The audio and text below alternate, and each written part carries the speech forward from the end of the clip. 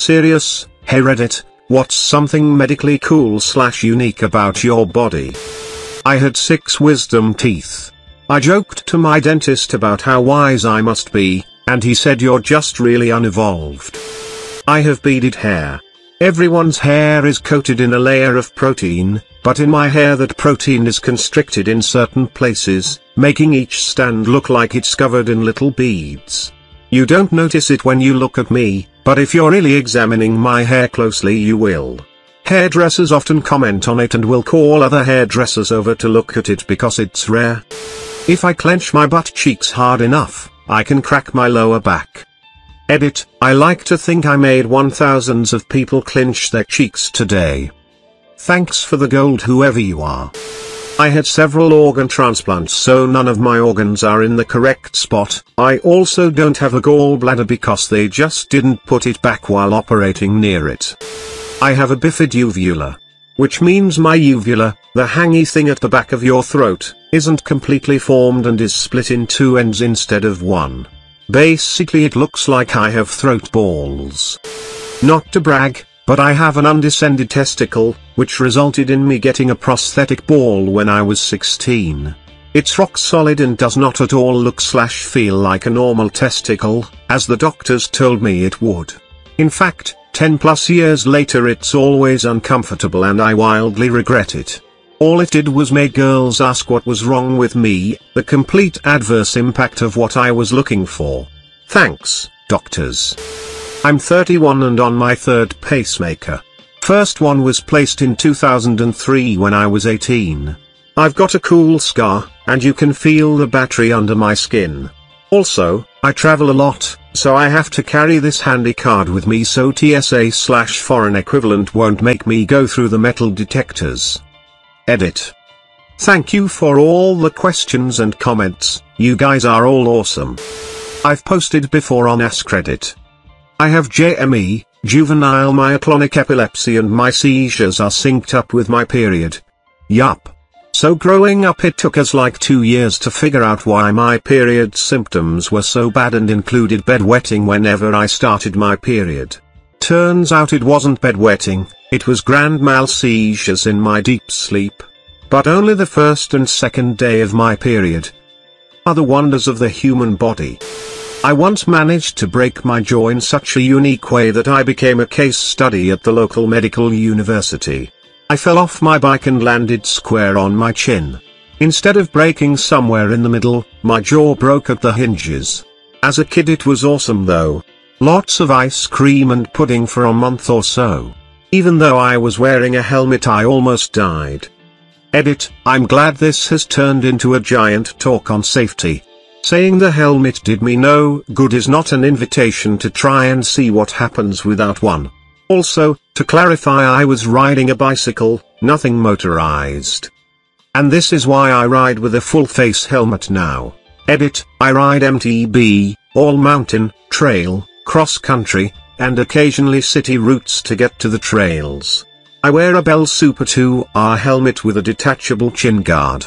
I put the chin guard on for most trail riding. It is not hot or heavy. I have never heard of anyone wishing they had worn less protection after a fall. I am one of very few riders that use a full face helmet on one of the trails I ride. They are not in style and they are more expensive than what is probably adequate for most situations and falls. I have never been made fun of for wearing a full face. This was my inspiration for getting the helmet, http://imager.com/ebm0fip. It wasn't nearly as bad of a fall as it could have been. I have a bunch of titanium plates in my face. Luckily the surgeon was great. People who've known me for years can't even notice any difference in my appearance. What kind of surgery? Asking because I need to get jaw surgery and they are gonna be putting plates in my face in a couple years. Edit, it's an underbite, I think. My bottom teeth extend further than my top, and my jaw is crooked because one side grew faster than the other. I have to wait until I'm around 19 when I stop growing, 16 currently, before I get the surgery. Craniofacial plastic surgery I believe. As far as the specific name I'm not 100% sure. I have a twin sister and we are mirror twins. I'm right-handed, she's left-handed, etc. We both have scoliosis and hers curves to the left while mine curves to the right. My mom and my aunt are also mirror image identical twins. My mom has a little piece of my aunt's spine from where they separated. Also, because my mom and aunt have the same DNA, my cousins are genetically like half-siblings to me. And we have a ton in common, and are very close, more so than my other first cousins. Mirror twins occur when the embryo splits 9 to 12 days post-conception. Conjoined twins occur when the split starts to occur after the 12th day. It sounds like your mom and aunt might have been closer to that 12-day mark. I can dislocate my left shoulder at will. I don't though, because when I was a child the orthopedic consultant said that it was bad for the joint and I shouldn't do it even if the Queen asked me to. So far this eventuality has never arisen. I have Ehlers-Danlos, which makes me very flexible. In middle school, I did the school talent show as the human pretzel. I can put my legs behind my head, or cross my legs Indian style and get up and walk on my knees. Unfortunately, I didn't realize that stretching my body this way was doing damage to veins in my neck and ended up having a stroke at 27. I have little calcified spots all over the inside of my lungs from when I had chicken pox as a kid. They're harmless, but they show up on x-rays and most doctors don't have a clue what they are. The pulmonary specialist that diagnosed them asked if she could keep the x-ray films to show med students because it was so rare. I have leaky blood vessels in my legs. The tiny drops of blood that leak out kind of make it look like I have a mild sunburn on my legs. It's called Schamberg's disease. Sometimes I like to tell people that I have a rare, incurable disease. They automatically think it's something tragic, but nope. It's just leaky blood vessels. I used to donate plasma and was told I have some sort of super measles immunity. Apparently this is usually only found in people who had measles as a child. They tested my plasma a bunch of times, and then asked for my consent to turn it into medication for people whose immune systems are too compromised for a traditional measles vaccine. It made me feel like a mini superhero. Edit, I just returned to Reddit and saw this. Wow. Thank you guys for all of your kind words. That means the world to me. And thank you random stranger for the gold. Less than 3. When I was a toddler I had a hernia and my intestines went into my ballsack making my balls humongous. My dad was changing me one day and noticed it and thought I don't think they are supposed to be that big. So I was a big bald baby for a bit. I'm hemochromatic. I don't get rid of iron like I should, so left untreated I would eventually die. But the treatment is easy. I donate blood. And my body uses up the excess iron to make new blood. I have a prescription so I can donate every 30 days. I have a huge collection of those free t-shirts they give out for donating blood. I can breathe out of my ear. Tried this by putting my entire head underwater other than the ear. While it's not a lot of oxygen, it's enough to make me live, I guess. I had holes in them as a baby and had tubes put in there, which didn't work apparently. It's not really an issue, so just a mutant power I guess.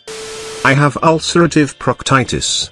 You've probably heard of ulcerative colitis, but my condition only affects the first 6 inches of my anus. As such I have to take a suppository nightly that puts a thin coat of wax over the inside of my butthole so I don't shit blood. What's cool about that? Well, farting when you have wax in there is a very delicate procedure, so after years of doing this I have incredible control over my farts. I can change pitch, intensity, loudness, and all of this insanely easily. My asshole is like a finely tuned machine and farting for me is like creating a symphony. Hearing loss. I was diagnosed when I was 4. Turns out aids cost a lot more than glasses. My current ones actually have a Bluetooth connection to my phone so I can listen to music while it's in my pocket.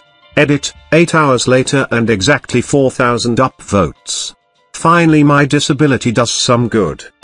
Extra bone in my foot. Nothing protruding or anything, it's on the bottom and all it does it make my foot hurt all the time. Edit, I feel like I'm in good company with all of these other people who have extra foot bones. Weird but comforting. I don't have upper sinuses. No idea why, they just never grew in. As far as I can tell, there are no downsides. I don't get sinus infections up there. I don't have drainage or pressure up there, which sounds disgusting by the way, and ninjas can't kill me by punching my nose bones up into my brain. And I almost never get headaches.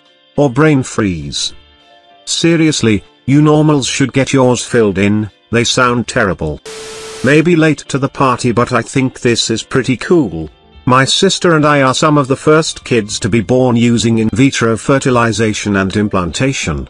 We have the same biological father and the same surrogate mother. So our dad is our biological dad, but my mom isn't my biological mom because she's had a hysterectomy.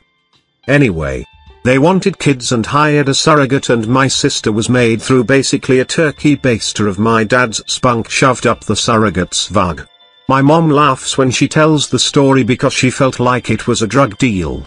They would meet Karen, the surrogate, at a hotel and drop off this little brown bag with a cup of my dad's jizz, and then Karen would try to get preggo. And she did. Happened fast. My sister was born first and Connie Chung was at her birth. I was made in a test tube with sperm and eggs that had been frozen when my sister was still being created. They thawed that shit and put it together and mixed it and watched me grow into a little thing and then jammed me into Karen's uterus where it took over the work. Connie Chung was not at my birth. This happened back in the late 80s, so it was kind of a big deal that sisters with the same biological parents were made through different ways of artificial impregnation. Other than that, I'm pretty normal. No weird health issues or anything. I don't have depth perception.